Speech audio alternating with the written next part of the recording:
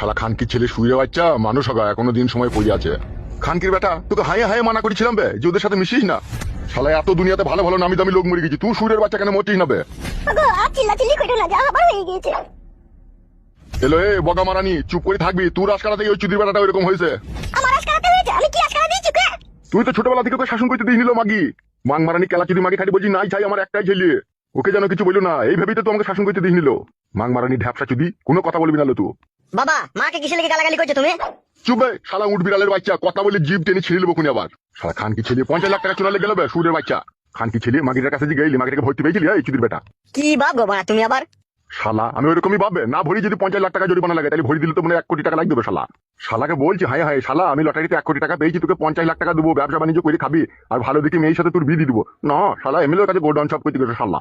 তা আমি জানি ভাড়া আমাকে এইভাবে ফাঁসিয়ে দিবে। জানো না তা যাওয়া কি দরকার ছিল? হে মাং মানি বেটা, মানুষ ভুল একবারই করে, বারবার করে না। আর আমিও চিনি নিলাম এমএলএ সাহেবকে, বুঝি কত বড় গুদমারানি ভাই। তুমি গুদমারানির ভাইয়েরও দোষ আছে।